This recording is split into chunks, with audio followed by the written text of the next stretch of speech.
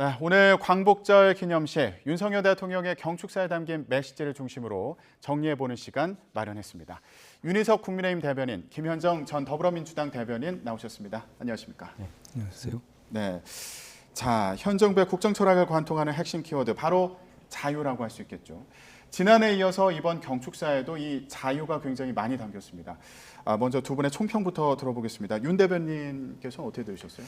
네, 윤석열 대통령이 이 취임 이후부터 자유라는 단어를 굉장히 많이 강조했었습니다. 뭐 자유, 인권, 법치 이런 거를 많이 강조하셨는데 오늘도 이 독립운동은 자유, 인권, 법치 국가를 만들기 위한 건국운동이었다 이런 말씀을 하셨습니다. 예. 당연한 듯 또한 이런 얘기를 왜 강조하느냐. 우리가 해방 이후 거의 80년 지났는데요. 경제 성장은 엄청나게 이루어서 세계 10대 국가 반열에 오르는 그런 성공을 거뒀지만은 그 이면에 우리가 어떤 나라인가, 어떤 이념에 의해서 형성된 국가인가, 이러한 우리의 정체성에 관련된 인식들이 좀 희미해지고 있는 상황이다. 우리가 어떤 나라에서 어떤 것을 지향하는가를 모르고 산다는 것은 대단히 불행한 일이 되겠죠. 예. 안보에도 충분히 영향을 미칠 수 있을 그런 사안이기 때문에 윤 대통령이 기회 있을 때마다 우리는 자유민주주의 국가고 그것을 위해서 인권과 법치를 숭상해야 된다. 이런 사안들에 대해서 강조하는 그런 상황이다. 이렇게 말씀드리겠습니다. 김현정 대변인께서 어떻게 들으셨어요? 광복과 독립의 의미를 좀 강조한 것 같고요. 북한의 이협 속에서 가치 동맹을 기반으로 한 한미일 간의 연대의 중요성 이 얘기를 이제 작년에 이어서 대단히 또 강조하고 이런 측면이 있는데 또 그리고 이제 저희가 민주당 입장에서 보면 좀 아쉬운 측면은 뭐냐면 사실 지금 현재 경제와 민생이 대단히 어렵고 외교 안보에 대해서 너무 국익 중심이 아닌 가치 중심, 진영 중심으로 가는 것 아니냐라는 그 지적에 대해서 좀 국정 기조를 이번에 그 경축사를 통해서 좀 바꾸기를 좀 기대했는데 그렇지 않고 기존 기조를 그대로 유지하거나 또는 북한과의 관계에서는 기존에 이제 담대한 구상에 대한 표현은 있었지만 그보다 오히려 압도적인 힘에 의한 평화 이런 얘기를 또 추가함으로 인해서 오히려 남북 관계를 더 경색시키는 그런 우려를 좀 범하지 않았나라는 그런 생각을 좀 해보고요. 예. 그리고 또 하나는 이제 한일 관계에 있어서도 한일 관계에 대해서 비판적인 목소리들이 분명히 있습니다. 강제징용 제3자 변제안에 대한 것이라든지 이런 것들에 대한 비판적 시각에 대한 포용적인 그런 내용들을 좀 담았으면 좋았는데 그렇지 않았다는 점. 그리고 경축사는 어쨌든 간에 국민들을 통합시키기 위한 메시지들이 중요한데 또 이번에도 어김없이 반국가 세력이라든 이렇게 좀 정쟁화되거나 좀 편가르기 하는 듯한 표현들이 있어서 그런 측면에 좀 아쉬움이 남는다 이렇게 말씀드립니다. 안 그래도 그 질문 좀 드리려고 했는데 자유민주주의를 강조하면서 이런 문구가 있었습니다. 공산 전체주의를 맹종하면서 조작선동으로 여론을 왜곡하고 사회를 교란하는 반국가 세력들이 여전히 활개치고 있습니다. 예. 이전에도 이런 발언이 있었잖아요. 근데 또 광복절 경축사에서 이런 발언이 나온 배경은 뭐라고 봐야 될까요? 제가 계속 말씀드리지만은 우리 이 정체성을 흔들 수 있을 만한 그러한 어떤 상황들 또 그런 세력들이 우리가 무시할 수 없는 수준으로 우리 사회에 있기 때문입니다. 그러한 것들이 드러난 것이 최근에도 보면 민노총 간부 출신들의 어떤 간첩 활동 이런 것이 적발되지 않았습니까? 우리가 이런 지금 세상에 무슨 간첩이 있느냐 이런 생각을 하지만 충분히 우리가 우려해야 할 만한 수준으로 우리 안보가 내부에서부터 위협을 받고 있다. 이런 상황을 강조하는 것. 이것을 정쟁의 여지로 정쟁을 하기 위한 어떤 의도로 생각을 하시는데요. 국가 전체의 기반을 흔드는 세력을 거기에 대해서 우리가 언급하는 것 자체를 정쟁으로 얘기한다는 것 자체가 저는 어불성설이라고 봐요. 정쟁이라는 것은 어디까지나 우리 기존 체제, 제도권 안에서 우리가 정치하는 입장에서 서로의 입장이 다르고 생각이 달라서 하는 어떤 뭐라고 할까요? 경쟁의 과정이라고 보는데 지금 말씀드린 반국가 세력이라는 것은 우리의 제도권 밖이라고 봐야 합니다. 우리의 체제, 우리나라의 어떤 건국이라든지 이 형성 과정 이런 것들에 대해서 부정하는 사람들이라고 봐야 되거든요. 거기에 대해서 국가 최고 통수권자인 대통령으로서 언급하는 것이 어떻게 이게 정쟁의 소재가 되느냐 저는 거기에 대해서 반문하고 싶습니다. 김 대변인께서 어떻게 들으셨어요? 그러니까 지금 이 반국가 세력이라는 이 표현이 이번이 처음이 아니잖아요. 그전에도 계속 있었는데 이것이 전 정부라든지 문재인 정부라든지 우리 야당을 향하는 것이다라고 국민들은 그렇게 생각하고 계시거든요. 근데 지금 대통령의 역할은 대통령은 여당의 대통령이 아니잖아요. 국민의 대통령인 것이기 때문에 국민들을 좀 통합하고 단결해서 지금 단결시켜서 우리 경제라든지 민생 문제를 좀 좋게 만들어 가고 또 야당과 협치를 통해서 그런 문제들을 해결해 나가는 그런 역할들을 해야 되는데도 불구하고 오히려 야당을 적으로 규정하고 하는 듯한 이런 표현들로 인해서 그런 협치를 통한 경제나 민생 회복이나 이런 것보다는 오히려 정쟁화되고 또는 그 차기 총선이나 이런 선거에서 이기기 위한 그 방편으로 이런 표현들을 쓰면서 보수층을 결집하라는 그런 의도 아니냐라는 그런 비판들을 가지면서 국정 운영을 하는 거에 대한 우려들이 대단히 많다 이 말씀을 드립니다. 알겠습니다. 야권에서 오늘 경축사와 관련해서 어떤 반응이 나올지 이것도 참 궁금한 상황인데 오늘 경축사를 보면 한미일 동맹을 강조한 부분도 눈에 띄었습니다. 특히 일본과의 관계에 대해서 공동의 이익을 추구하는 파트너다 이렇게 규정한 게 눈에 띄었거든요. 이 부분 어떻게 들으셨어요? 우리가 광복절 생각을 하면 우리가 일본으로부터 독립을 했다. 이제 과거에 그런 생각을 많이 하면서 일본에 대해서 갖는 감정이 굉장히 복잡했었습니다. 그 감정을 무시한다는 게 아니에요. 저도 똑같이 갖고 있습니다. 그런데 우리가 오늘만 사는 게 아니에요. 앞으로를 살아야 되지 않겠습니까? 지금 G2 두 나라, 미국과 중국 간의 대립이 격화되고 러시아와 우크라이나가 전쟁을 하고 있고 신냉전이라고 하는 굉장히 그 우려스러울 만한 안보 위기가 우리 앞에 닥쳐 있는데 그럼 우리는 누구와 협조하고 협력하면서 우리 안보를 지킬 것이냐는 생각을 안 할 수가 없는 거죠. 그런데 일본은 동북아에서 유일하게 자유민주주의 체제 국가입니다. 민주 정체를 제대로 수행하고 있는 국가고 우리와 추구하는 어떤 뭐 자유라든지 인권, 법치 이 가치가 같습니다. 그런 나라이기 때문에 그리고 또 가장 가까운 국가이고요. 지리적으로 그렇기 때문에 협력의 대상으로 당연히 포함돼서 같이 이 안보 위기의 파트너로서 나가야 한다. 이것은 당연한 아마 얘기라고 저는 봐요. 물론 과거사와 연결되고 생각했을 때는 일본에 대해서 국민들이 갖고 있는 감정 굉장히 불편한 감정이 많이 있다는 걸 충분히 알지만 제가 앞에 말씀드렸습니다마는 앞으로를 생각할 때 또 우리가 스스로 우리의 안보를 지킬 수 있는 그런 강대국이 아니기 때문에 여러 나라들과 외교적 협력을 해야 하는 입장에서 일본과의 협력은 대단히 중요하다는 말씀을 다시 한번 강조합니다. 예, 이제 며칠 뒤에 한미일 정상회의도 있을 텐데 이 의미도 강조했거든요. 이것과도 같은 맥락에서 이해할 수 있을 것으로 보이는데 좀 더 미래지향적인 관점에서 한일 관계를 본 것으로 보인다. 이런 해석으로도 들리거든요. 그러니까 미래지향적인 한일 관계 중요하죠. 그리고 한일 간의 공조도 대단히 중요합니다. 또 말씀하신 것처럼 지금 한반도에 북한의 위협이 있는 건 분명한 사실이잖아요. 그런 관계에서 한일 간에는 동맹 관계는 아니지 않습니까? 한미는 동맹이지만 그럼에도 불구하고 그 한일 간의 그 안보적인 또 경제적인 그 공조가 중요하다는 거에서 누가 부정을 하겠습니까? 다만 이제 이런 거가 일본과의 관계에서 이런 게 있는 것이죠. 윤석열 대통령께서 한일 정상회담 이후에 한일 간의 미래지향적 관계만을 강조하면서 대법원의 판결도 부정하면서 그 강제징용에 대한 제3자 변제안을 밀어붙였거든요. 그러면서 이렇게 한국이 호의적으로 했을 때 일본이 화답할 것이다라고 했지만 오히려 일본의 태도는 화답한 것이 아니라 또 다른 문제들을 계속해서 요구하고 있는 것이죠. 독도 영유권도 여전히 주장하고 있고 초등학교 교과서에서 강제징용의 문구를 뺀다든지 또 최근에는 후쿠시마 오염수 방류와 관련된 문제도 있고 또 수산물 수입 재개 요구도 예상이 되고 있는 이런 측면들이 쭉 있는 거예요. 그리고 이런 차원에서 봤을 때 국민들이 봤을 때 이러한 한일 관계가 수평적인 관계가 아니라 너무 굴종적으로 하고 있는 것 아니냐라는 기본적인 비판을 지금 하고 있다는 것이죠. 그래서 일단 한일 관계 개선도 중요하지만 우리가 역사적으로 풀어야 될 그런 문제들에 대한 문제들도 같이 병존해서 풀어가면서 한일 관계 우호도 증진시켜야 된다 이렇게 저는 생각합니다. 위안부 문제라든가 과거사 문제에 대한 이제 언급이 없었던 부분에 대해서 이런 부분을 좀 지적하는 목소리가 나올 수도 있겠고 그리고 동시에 후쿠시마 오염수 문제처럼 현안들이 있는 상황에서 너무 미래지향적인 관점을 갖고 있는 거 아니냐 이런 지적으로도 들리거든요.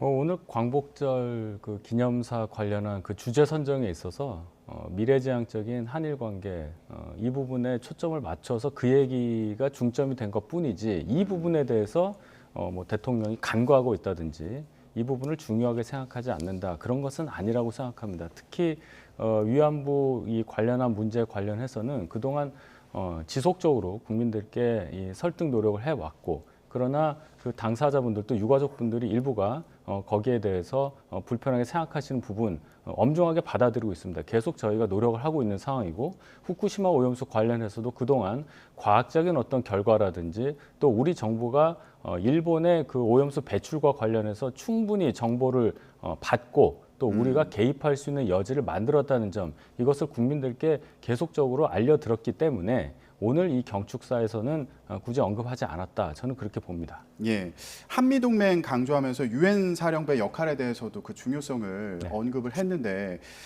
이 부분에서도 일본이 제공하는 후방 기지의 중요성을 또 언급해서 이 부분도 눈길을 끌었습니다. 이건 어떤 의미가 있는 겁니까? 그렇습니다. 50년도 한국전쟁 때 6.25 때는 유엔에서 결의를 해서 유엔군이 파병이 됐죠. 이제는 유엔군이 올 수가 없습니다. 그때는 당시 소련이 기권을 했기 때문에 유엔군 파병이 있었던 것이고 이제는 그게 안 돼요. 그 시간도 없습니다. 자, 그렇다면은 정전 체제에서 유엔군 사령부가 만약에 한반도에서 전쟁이 다시 재발됐을 때 자동적으로 개입할 수 있는 규정이 있는데 물리적으로 그러면 어떻게 우리를 도와줄 수 있을 것이냐. 그게 일본에 있는 유엔사 후방 기지예요. 거기에서부터 우리를 도와줄 수 있는 어떤 병력이라든지 여러 가지 이 무기들이 지원이 될 텐데 그것이 없다면 우리 스스로 북한의 어떠한 공격에 대해서 효과적으로 막을 수 있겠느냐. 그런 차원에서 볼 때 또 핵무기까지 가지고 있는 북한의 현실을 생각을 할 때 이 일본에 있는 이 유엔사 후방 기지의 중요성에 대해서 우리가 당연히 중요하게 생각해야 되는 거고 그런 차원에서도 일본과의 협력은 정말 중요하다. 이 말씀 다시 강조하는 겁니다. 예. 그러니까 지금 국제사회에서 봤을 때 한일 관계 개선의 필요성과 그리고 우리나라가 또 북한과의 관계에 있어서도 일본의 역할이 중요하다. 이 부분을 좀 강조했다는 의미거든요. 저는 그런 차원보다는 지금 현재 국내에서 국민들이 우리 정부의 대일 관계를 맺는 그런 방법들에 대해서 비판적인 시각들이 많잖아요. 그런 목소리들을 좀 잠재우기 위해서 그 북한의 위협에 관련돼서 그 일본의 역할이나 필요성이 대단히 크다라는 것을 강조하기 위해서 저는 한 그 표현이라고 보는데 이번에 북한과의 관계도 예를 들어서 북한의 위협이 이제 현실화되고 있고 지금 현실적인 문제 아닙니까? 그와 관련해서 이번 그 경축사에서 담긴 내용을 보면 작년에 했던 그 담대한 구상 외에 그냥 압도적인 힘에 의한 대처 이거를 되게 강조를 했거든요. 오히려 저는 그거보다는 지금 뭔가 북한을 실질적으로 이제 북한의 도발에 대해서는 당연히 이제 대응을 해야 되겠지만 북한을 또 대화의 틀로 또 나올 수 있는 그런 유인책들을 좀 써야 되는데 그런 것들은 쏙 빠져 있고 오히려 한미일의 공조를 통한 그 대북 간의 그 관계를 강대강으로 가져가는 그런 표현들로 지금 오히려 경축사에서 했단 말이죠. 그런 거에 대한 우려스러운 지점이 분명히 있습니다. 담대한 구상 관련해서는 뭐 구체적인 언급보다는 이걸 잘 실행해 나가겠다 이런 취지의 수준에서만 얘기가 있었던 것으로 보이거든요. 네, 담대한 구상이라는 걸 뭐 더 길게 설명할 필요는 없죠. 북이 핵을 포기한다든지 하면은 우리와 전향적으로 대화를 통해서 상호 협력 관계, 한반도 평화를 위해서 같이 일할 수 있다 이런 얘기인데요. 지금 말씀하신 김현정 대변인 말씀을 들어보면 우리가 너무 세게 북에 대해서 얘기하기 때문에 어떤 도발 여지를 또 만들어주는 거 아니냐 아마 그렇게 저는 들려요. 근데 제가 처음에 말씀드렸지만은 지금 상황이 미국과 중국의 대립, 러시아가 우크라이나하고 전쟁을 하는 이런 상황 이렇게 되면은 북중러 이 3국이 굉장히 긴밀하게 움직일 수밖에 없는 상황이 됐다고 봐야 되고 긴밀하게 움직인다는 건 뭐냐? 조금만 긴장이 고조될 경우에는 뭐 도발이 있을 수도 있고 그럼 우리는 준비를 해야 되는 거예요. 그런 차원에서 계속 대화를 하자 할 만한 상황이 아니라는 겁니다.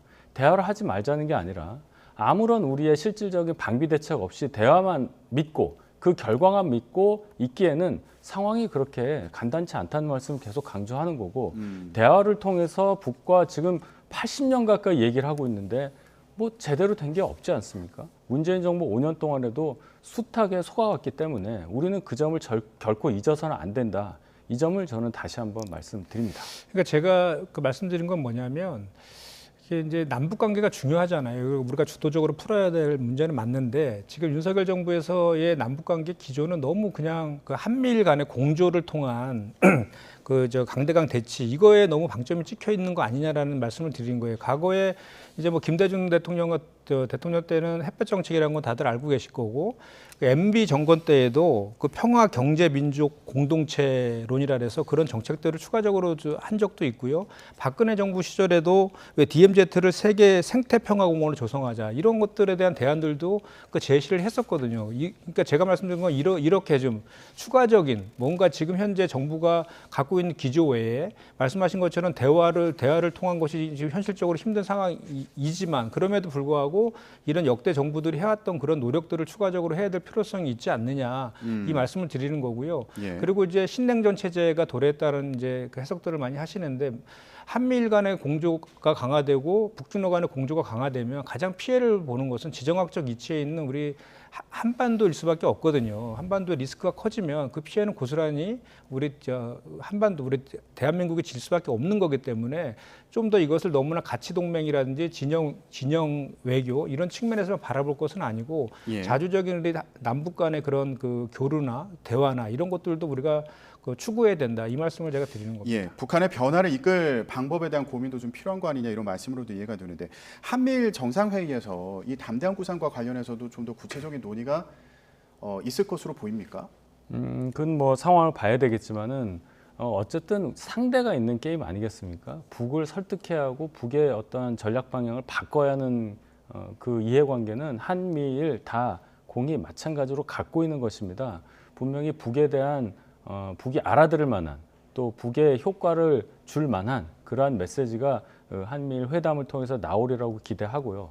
그것이 일각에서 걱정하고 있는 너무 강경일변도의 메시지나 그렇게 되지는 않을 걸로 봅니다. 물론 대화가 가장 중요한 거고 대화가 훨씬 더 효과적인 방법이기 때문에 한미일 정상회담에서는 또 그러한 어떤 외교적인 메시지가 충분한 메시지가 나오리라 저는 그렇게 기대해 봅니다. 예, 윤석열 대통령의 광복절 경축사, 일본과 북한 관련 메시지 어떻게 다뤄졌는지 좀 얘기를 해봤는데 이번 경축사에서 눈에 띄었던 것 중에 하나가 또 현안 관련된 내용이 들어간 거였습니다. 이권 카르텔, 건설 카르텔을 근절하겠다. 그리고 교권의 중요성에 대해서도 언급했거든요. 이 부분 어떻게 들으셨어요? 그러니까 그 이제 이런 이제 관점 자체에 대해서 좀 비판적인 시각이 있는 거예요. 그러니까 뭐냐면 그 무량판 공사로 인해서 이제 그 철근 없는 아파트 지하 주차장이 붕괴된 그런 사고가 발생했잖아요. 그러면 그런 사고들이 발생하면 가장 먼저 그 원인을 분석하고 그 대책을 세우는 게 우선되어야 되는데 자꾸 뭔가의 희생양을 그러니까 정부의 무능과 무책임을 숨기기 위해서 뭔가의 희생양을 찾아가지고 그것을 공격하려고 하는 거예요. 그래서 자꾸 이번에도 건설 카르텔 언급을 하셨던데 지난번에 그 저기 사교육 시기장에서의 이권 카르텔 뭐 이 얘기가 같은 내용 그런 또 그런 연장선상 아닙니까? 이런 식으로 문제를 풀어가는 것은 저는 또 다른 정쟁의 소지만 있을 뿐이지 그 문제를 근본적으로 해결할 수 있는 그런 것은 아니다라는 말씀을 이제 드리고 싶고 지난번에 그 초등학교 교사 그 극단적인 그 선택에 대한 이후에 교권 보호의 필요성이 많이 커졌죠.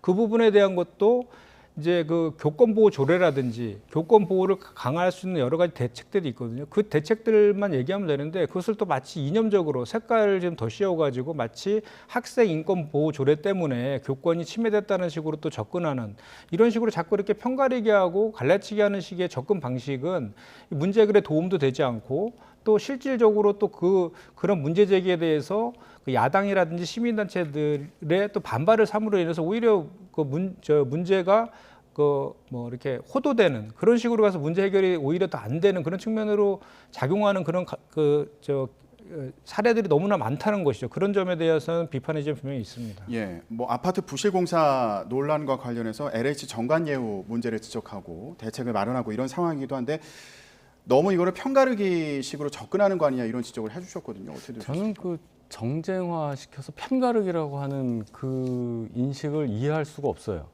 이게 야당하고 그럼 저희가 얘기하는 이권 카르텔하고 무슨 관련이 있는 겁니까? 그런 건 아니잖아요. 근데 이렇게 발끈하시는 이유를 모르겠습니다.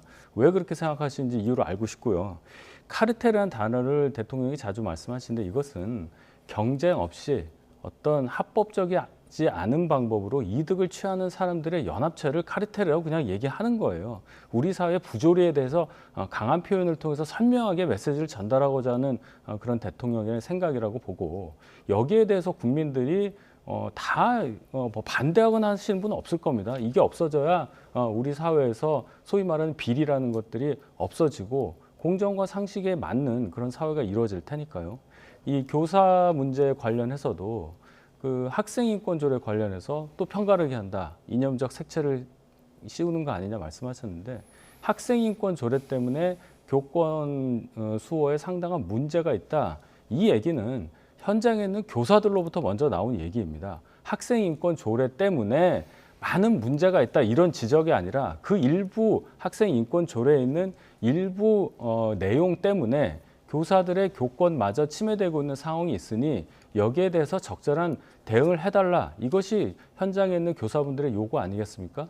거기에 대응하는 것은 정부의 당연한 임무라고 생각합니다. 예, 앞서서 저희 정치부 출입하고 있는 박수정 기자가 그 또 하나의 취임사에 비견할 만하다, 대통령실 관계자로부터 이제 이런 얘기를 들었다고 전해드렸는데, 지금 현안과 관련된 이런 메시지가 들어간 것도 그런 맥락에서 이해해 볼 수 있을까요?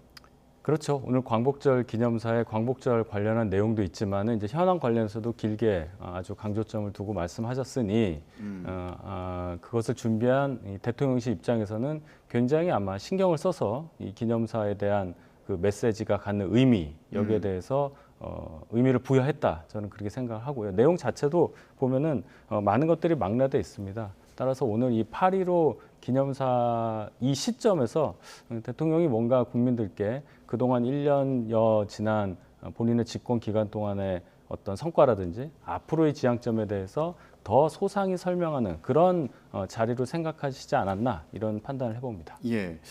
자, 광복절 경축사에서 한일 관계, 뭐 한미 동맹뿐만 아니라 지금 뭐 아까 그 문제로 지적을 해주셨던 이권 카르텔이라든가 이런 여러 현안 문제까지 다룬 그 배경은 좀 뭐라고 보셨어요? 보통 경축사에 이게 기본적인 이제 경축사에서 그런 내용들을 그 과거에도 좀 담긴 했죠. 근데 이번에는 좀 그 내용들이 좀 그 포괄적으로 강범하게 많이 들어가 있는 그 특징은 좀 있는 것 같습니다. 예. 그런데 제가 이제 말씀드리고 싶은 것은, 아까도 제가 서두에 잠깐 말씀드렸는데, 이 경축사는 그 대통령께서 국민들에게 주는 아주 그 메시지를 전달하는 좋은 기회 중에 하나잖아요. 기본적으로 현재 국민들이 가장 아파하는 것이 뭐냐, 국민들이 가장 관심 있는 것이 무엇이냐에 대해서 그것에 대해서 해법들을 제시하는 그런 기회가 되었어야 되는데, 지금 가장 힘든 것은 경제하고 민생입니다. 지금 배추값이 한 달 사이에 그 160%가 폭등했다라고 지금 하고 있고, 휘발유 값도 지금 그 5주째 지금 상승하고 있다라고 합니다. 그리고 시내버스 값과 마을버스 값도 300원씩 지금 인상돼 갖고, 고물가 고금리에 따라서 민생이 대단히 힘든 그런 상황이거든요. 근데 이렇게 힘든 고물가 고금리 상태에서의 민생 문제를 어떻게 해결할 것인가에 대한 언급들은 전혀 없었단 말이죠. 그리고 누누이 우리가 지적해왔던 그 외교 안보와 관련해서도 좀 너무 우리가 이제 진영 외교에 치우친 거 아니냐, 좀 실용주의, 국익을 중심한 실용주의 외교로 좀 전환해야 되는 거 아니냐에 대한 지적들을 계속했었는데, 그거에 대한 내용들도 전혀 없었죠. 그런데 이제 이 언급한 내용들 중에 이제 예를 들어서 뭐 약자 복지가, 예를 들면 약자 복지를 말씀하셨거든요. 그 약자 복지를 말씀하시면 약자 사회적 소외된 계층에 대한 약자 복지가 필요하다고 하면 그거에 대한 대안을 말씀하시면 되는데, 또 앞에 또 그 색깔을 넣어요. 정치 복지가 아니라 약자 복지를 하겠다. 근데 실제로 정부 정책은 어떻습니까? 대기업과 초부자들 감세 정책을 일관하고 있고, 서민들과 관련된 예산들을 오히려 축소하거나 없애고 있는 그런 추세 아닙니까? 그러니까 이렇게 말 따로 또 정책 따로 하는 이런 또 비판적인 지점도 또 있는 거거든요. 그러니까 이런 부분에 대해서는 이번에 그런 것들을 담지 않고, 이런 것은 좀 아쉬운 측면이 분명히 있습니다. 예. 정쟁화하지 않았으면 좋겠다, 이런 말씀은 앞서서도 하셨으니까요. 또 지금 지적하신 부분 중에 경제 민생 관련해서 얘기가 좀 부족했던 거 아니냐, 이런 지적을 또 해주셔가지고요. 글쎄요, 8.15 기념사를 한 3시간 정도 하면 당연히 말씀하셨겠죠. 시간 관계도 있는 것이고, 오늘이 계속 말씀드리지 않습니까? 8.15예요, 8.15. 다른 경제 관련 얘기를 다른 석상에서도 많이 말씀하셨기 때문에 빠진 거지, 경제를 뭐 등한시하는 그런 건 아닙니다. 비판하실 수 있는 그 포인트는 그게 아닌 것 같고 예. 오늘 말씀하신 내용 중에 비판하실 부분이 있으면 말씀하셨으면 좋겠다. 아까 복지 말씀하셨는데 정치 복지라고 해서 또 발끈하시는 거는 또 제가 다른 생각을 해볼 수밖에 없어요. 그동안 복지 관련해서 예를 들어 보조금 같은 것이 어디로 새 나갔는지 이런 부분에 대해서 민주당에서 예민하게 생각하고 있는 부분이 분명히 있을 수 있다. 그러면 또 과거 정권에서 어떻게 했냐 이 얘기까지 가기 때문에 제가 더는 언급 안 하겠습니다만은 국민이 낸 어떤 공적 자금으로 뭐 세금이 됐든 뭐가 됐든 그것이 허투루 쓰이지 않아야 한다는 그 의지만큼은 충분히 국민들께서 이해하시리라고 믿습니다. 예, 알겠습니다. 윤석열 대통령 광복절 경축사 관련해서 얘기를 해봤는데 마지막으로 이 주제를 또 얘기를 해봐야겠습니다. 광복절에 앞서서 특별 사면을 윤석열 대통령이 단행을 했습니다. 근데 눈에 띄는 게 김태우 전 서울 강서구청장이 포함된 건데 일단 이 부분은 어떻게 보셨어요? 저는 사실 이 사면권이 법치주의에 대한 예외이고 그 사법권을 침해하는 것이라서 대단히 엄격한 기준에 의해서 시행돼야 되거든요. 그리고 국민의 법감정도 좀 고려해야 되는 것인데요. 이번에 김태우 전 강서구청장의 사면은 정말 그 이해가 할 수 없어요. 일단은 뭐 그 판결이 난 지 3개월도 채 되지 않은 상황에서 했다라는 그런 측면도 있고 이분이 공익제보자라고 해서 이렇게 사면을 했다는 식으로 좀 보도가 되던데 이분은 공익 신고자 신분이 아니에요. 그러니까 그 당시에 검찰에서 수사해서 기소했고 국민권익위원회도 공익제보자가 아니라고 판정을 했고 법원에서도 본인이 공익제보자라고 셀프 포장한 것에 대해서 그 범행의 재질이 무겁다 이렇게까지 표현을 했었거든요. 그런 사람을 범죄자를 공익신고자로 둔갑시킨 이런 사면에 대해서 국민들이 이렇게 동의를 얻기 어려울 것이다라고 생각하고요. 그리고 또 하나는 이분이 1심에서 유죄 판결을 난 상태에서 국민의힘이 공천을 냈거든요. 그래서 결국은 유죄 판결 나서 보궐선거의 원인을 제공하게 됐는데 그 혈세가 40억이 더 추가로 들어간다고 하지 않습니까? 그런 측면에서 봤을 때 이번 사면은 그 문재인 정부에 대해서 비판적인 그 발언을 하거나 폭로를 한 거에 대한 특혜자, 뭐 보온적인 측면이 있는 사면 아닌가 이렇게 비판을 하지 않을 수가 없습니다. 예, 윤 대변인 어떻게 들으셨어요? 그거죠. 어떻게 특혜가 되겠어요. 김태우 전 구청장이 뭐 공익 제보자는 아니냐 이게 뭐 중요한 게 아니라 김태우 전 구청장의 어떤 그 발언을 통해서 우리가 조국 전 장관 당시 민정수석이었죠. 유재수 전 부시장에 대한 감찰을 무마했다는 아주 커다란 비리를 알게 된 거 아닙니까? 거기에 대해서 당연히 단죄를 해야 한다는 것이 국민의 의견이었고 지금 단죄가 진행되고 있죠. 그런 상황이기 때문에 공익제보자는 그런 신분 얘기가 하는 게 아니라 이 부분에 있어서는 법원의 판단과 정치적으로 다른 판단을 할 수 있는 여지가 있는 거고요. 이것은 대통령의 고유 권한입니다. 대통령이 행사한 사면권에 대해서 충분한 이유가 있음을 국민들께서도 이해하시리라고 저는 확신합니다. 예, 마지막으로 간단히 좀 두 분께 여쭤보겠습니다. 지금 그러면 김태호 전 구청장은 본인이 다시 강서구청장에 도전하겠다 이런 입장을 밝혔는데 당에서는 지금 어떤 입장이신 거예요? 본인은 뭐 그렇게 생각하겠죠. 근데 지금 당 입장에서는 그렇습니다. 이 사면한 것과 이제 그 복권이 중요한 거죠. 피선거권이 다시 복귀가 됐으니까요. 예. 다시 됐는데 이게 공천을 해서 다시 그 선거에 나간다는 것이 어떻게 비춰지냐. 그러면 출마시키기 위해서 사면복권한 거냐라는 국민적인 또 비난이 있을 수 있는 거고 그것을 정치적으로 당과 또 넓게 보면 대통령까지 받아야 하는 상황이기 때문에 그 부분에 있어서는 좀 더 저희가 지켜봐야 한다. 제가 볼 때는 사면복권과 공천 및 출마 이것을 직접적으로 연결시키기에는 아직은 이른 상황이다. 이렇게 말씀드리겠습니다. 예, 민주당에서는 어떻게 보고 계십니까? 저는 이번에 출마시키기 위해서 사면시킨 거 아닌가 하는 그런 합리적 의심을 할 수밖에 없어요. 왜냐하면 굳이 3개월도 채 안 됐는데 사면을 특별한 이유가 사실 없지 않습니까? 그런데 이분 같은 경우에는 자꾸 이제 청와대에 파견 나갔을 당시에 개인적인 비리 때문에 그 비리로 수사를 받던 중에 검찰에 복귀했고 그 복귀한 상태에서 폭로를 한 거예요. 공무상 기밀 누설을 한 거예요. 35건을 했는데 그중에서 실제로 유죄로 확정된 건 단 한 건밖에 없습니다. 환경부의 블랙리스트 사건. 그리고 그 유죄에서 감찰 무마 사건은 현재 재판 중이라서 아직 유무죄가 확정되지 않은 그런 상태이거든요. 그런 분을 이번에 사면했던 것은 그 정치적 보훈사문 외에 또는 그 보궐선거에 출마하기 위해서 했던 사면이라는 그런 해석 외에 다른 해석이 가능할까 저는 싶은데요. 예, 알겠습니다. 아직 뭐 결정이 난 상황은 아니니까요. 앞으로 어떤 과정을 거치는지 좀 더 지켜보기로 하겠습니다. 정치권 이슈 여기까지 얘기 듣겠습니다. 윤희석 국민의힘 대변인, 김현정 전 더불어민주당 대변인과 함께했습니다. 두 분 고맙습니다.